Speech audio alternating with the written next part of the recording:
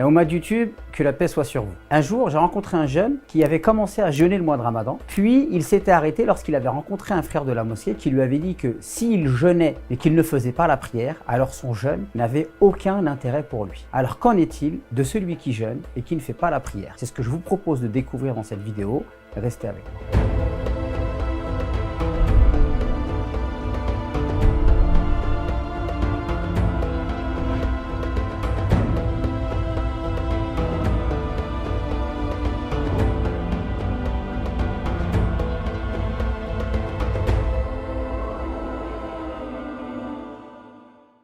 On va tout de suite répondre à cette question, mais je vous informe dès maintenant que le plus important, c'est ce que je vais dire à la fin de la vidéo, donc surtout restez bien jusqu'à la fin. Premièrement, quel est le statut du jeûne de celui qui ne fait pas la prière? Eh bien, sachez tout simplement que si on aborde cette question d'un point de vue purement juridique, les savants musulmans ont divergé sur cette question. Et cette divergence est à connecter à une autre divergence. C'est la divergence concernant celui qui délaisse la prière. Donc, toute personne qui délaisse la prière sans renier son caractère obligatoire est considérée comme non musulman par une minorité de savants. Et pour l'écrasante majeure partie des savants, celui qui délaisse la prière sans renier son caractère obligatoire, c'est-à-dire il sait que c'est obligatoire mais il ne la fait pas par fainéantise, par négligence, par insouciance, alors il est considéré comme musulman. Donc les savants qui vont considérer que celui qui délaisse la prière sans renier son caractère obligatoire sort de l'islam, vont considérer également que son jeûne n'est pas accepté. Et les savants qui considèrent que celui qui délaisse la prière sans renier son caractère obligatoire ne sort pas de l'islam, vont considérer que son jeûne est accepté. Néanmoins, cette question-là est à considérer à travers un autre aspect, et c'est l'aspect spirituel et éducatif. Car si on s'amuse à dire à tous les gens qui ne prient pas, et qui pendant le ramadan font des efforts, qu'éventuellement il y a un avis juridique qui n'accorde pas de valeur à leur jeûne, quel est l'intérêt d'un point de vue spirituel et d'un point de vue pédagogique? De plus, le musulman n'est pas là pour juger ses frères et ses sœurs, mais son rôle c'est plutôt d'essayer de les pousser vers le bien et de créer une dynamique du bien. Donc c'est vraiment extrêmement mauvais lorsqu'une personne s'interpose entre une personne et Allah subhanahu wa ta'ala. Si une personne elle est très faible dans sa religion, elle ne pratique pratiquement rien, et le ramadan c'est le seul moment dans l'année où elle fait quelque chose de spirituel, est-ce que vous trouvez qu'il est sage d'aller voir cette personne et de lui casser le cœur et de lui dire que son jeûne ne sert à rien? Donc j'aimerais vous mettre en garde par rapport à une attitude qui consiste à prendre des éléments d'information du droit musulman et d'aller fracasser les cœurs des musulmans avec ces informations. Rappelez-vous que parmi les hommes les plus dangereux, il y a le demi-savant. C'est-à-dire c'est celui qui a pris une partie du savoir mais qui a oublié une autre partie. C'est-à-dire il va prendre connaissance de quelques jugements religieux, mais il va oublier aussi tout l'aspect éthique, comportemental et spirituel et éducatif qu'un musulman se doit d'avoir avec ses frères et sœurs. Donc si les éléments d'information que vous prenez du droit musulman vous poussent à aller casser le cœur des musulmans et à aller détourner les gens d'une dynamique positive, c'est-à-dire une personne qui jeûnait pas, qui faisait rien dans sa religion, qui à un moment donné commence à faire quelques jours de jeûne, et vous les connaissances que vous avez c'est simplement aller dire aux gens que ça ne sert à rien, et finalement vous les coupez d'une dynamique positive qu'ils avaient commencé à enclencher, là franchement ça devient très très grave. Et en plus généralement, ce genre de personnes peuvent tomber dans un piège satanique qui consiste à classifier les gens. Ils se sentent obligés de classifier tout le monde. Un tel est hypocrite, un tel est mécréant, un tel est un mourtad, c'est un apostat, un tel c'est un innovateur, un tel c'est un ceci, cela, lui il est soufi, lui il est comme ci. Et là c'est un piège satanique catastrophique dans lequel le débutant en sciences religieuses peut tomber. Donc je vous invite à vous méfier de cela.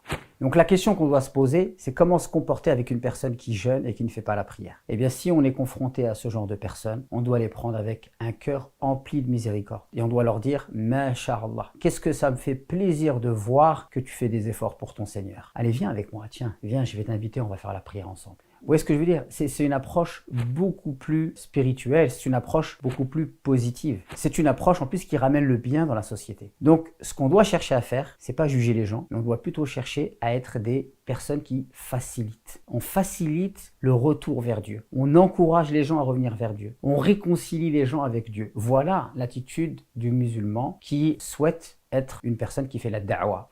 Et pour terminer, je dirais que celui qui jeûne et qui ne prie pas, on espère pour lui que ce jeûne soit une miséricorde. Et on espère pour lui qu'Allah subhanahu wa ta'ala accepte son jeûne. Et on espère pour lui que ce jeûne soit une expiation de ses péchés. Et on espère pour lui que ce jeûne soit un moyen de revenir vers Dieu. Et nous, ce qu'on fait, on met tout en œuvre avec miséricorde et amour pour pousser les gens à revenir vers Dieu.